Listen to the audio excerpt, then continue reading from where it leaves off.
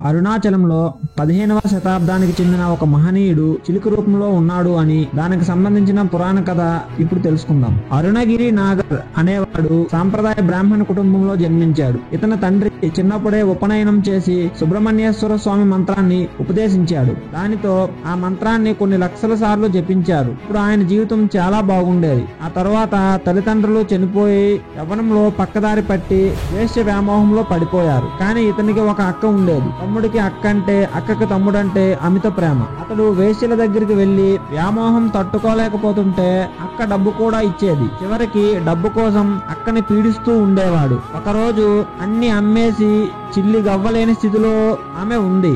ఆమె దగ్గరికి వచ్చి డబ్బులు అడగడం ప్రారంభించాడు. ఈచిగా ఏదో రకంగా నీ కోరిక తీరాలి కదా, వచ్చి నన్ను అనుభవించు అన్నది ఆమె. అంతే. ఆ మాట అతనికి చెంపదెబ్బలా అనిపించింది. ఎందుకంటే అక్క అంటే అతనికి అపారమైన ప్రేమ. దాంతో ఇక తట్టుకోలేక, అక్క నువ్వు నన్ను చంపేసి ఉంటే బాగుండేది అని విలవిలా ఏడ్చేశాడు. ఇంకా ఈ శరీరం ఎందుకు, చచ్చిపోయినా పర్వాలేదు అనుకుని వల్లాల మహాదేవ కట్టించిన గోపురం పైకి ఎక్కి సుబ్రహ్మణ్యేశ్వర స్వామిని ప్రార్థించి, స్వామి చిన్నప్పుడు నీ మంత్రం జపించాను, తర్వాత నా దరిద్రపు బుద్ధి పక్కదారి పట్టి శరీరం అపవిత్రం అయిపోయింది అని చెప్పి వచ్చే జన్మలోనైనా నీ పాదాల దగ్గర ఉండేలాగా అదృష్టాన్ని ప్రసాదించు అని గోపురం నుంచి దూకేశాడు. కింద పడుతుంటే సాక్షాత్తు సుబ్రహ్మణ్యేశ్వర స్వామి వారు అరుణగిరి నాగర్ని పట్టుకొని రక్షించి స్వామి ఇలా అన్నారు, నీ నోటి నుండి అద్భుతమైన కీర్తనలు రావాలి అని అరుణగిరి నాగర్కి నాలుక మీద సుబ్రహ్మణ్యేశ్వర స్వామి తన వేల ఆయుధంతో వేదాక్షరాలు రాశారు. అప్పటి నుండి అద్భుతమైన కవిత్వం వెల్లుబికి స్వామి మీద 16,000 కీర్తనలు చేశారు. దీనికి గుర్తుగా వల్లాల దేవ గోపురం దగ్గర ఒక ఆలయం నిర్మించారు. దీనిని గోపుర సుబ్రహ్మణ్యేశ్వర స్వామి ఆలయం అంటారు. అయితే ఆ కాలంలో రౌడరాయులు అనే రాజు పరిపాలించేవాడు. ఆయన దగ్గర ఆస్థాన కవిగా సంబదన్ అనేవాడు ఉండేవాడు. రాజు అరుణగిరి నాయర్ యొక్క అద్భుతమైన కీర్తనలు తెలుసుకుని ఆయన చేత స్వామివారి కీర్తనలు చేయమని తన ఆస్థాన కవిగా నియమించారు. అరుణగిరి నాగర్ వచ్చిన తరువాత సంబదన్కి మెల్లగా ప్రాముఖ్యత తగ్గింది. అది అతనికి ఈర్ష్య వచ్చేలా చేసింది. ఎలా అయినా అతనిని దెబ్బ కొట్టాలి అని నిర్ణయించుకున్నాడు సంబదన్. కానీ సంబదన్ సాధారణ కవి కాడు, కాళికాదేవి ఉపాసకుడు.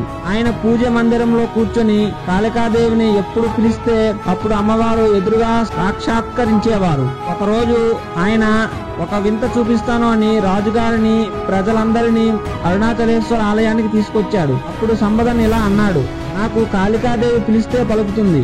మీకందరికీ కాళికాదేవి అమ్మవారిని దర్శనం చేయిస్తాను. అలాగే అరుణగిరి నాగర్కి కూడా కుమారస్వామి కనిపిస్తారు కదా, ఈయన్ని కూడా పిలిపించమని చెప్పండి అన్నాడు. అది రాను రాను ఒక పెద్ద పోటీగా మారిపోయింది. చివరికి సంబదన్ కాళికాదేవి గురించి ప్రార్థించాడు. ఎంత ప్రార్థించినా కాళికా అమ్మ రాలేదు.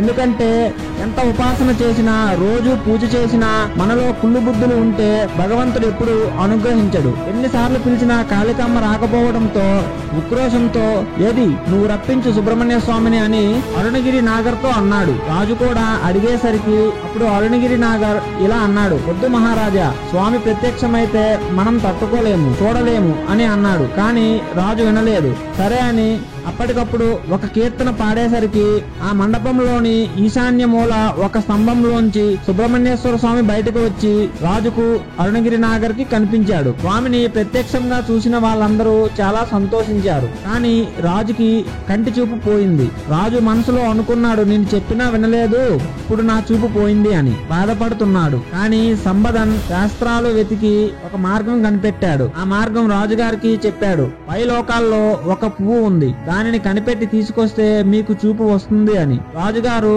ఎవరు పైలోకాలకి వెళ్లి ఆ పువ్వుని తెస్తారు అని అన్నాడు. ఇంకెవరు, సుబ్రహ్మణ్యేశ్వర స్వామిని కిందకి దించిన అరుణగిరి నాయరే వెళ్ళాలి అని అన్నాడు. రాజుగారు కూడా అడిగేసరికి అరుణగిరి నాగర్ కూడా నా వల్లే కదా తన కళ్ళు పోయాయి అని పైకి వెళ్లి తీసుకొద్దామని అరుణాచలంలో ఉండే కిలి గోపురం పైకి ఎక్కి అక్కడ ఒక గూట్లో తన శరీరాన్ని వదిలి చిలుకలో పరకాయ ప్రవేశం చేశాడు. అలా పైలోకాలకి వెళ్లి ఆ పుష్పాన్ని తీసుకురావడానికి వెళ్ళాడు.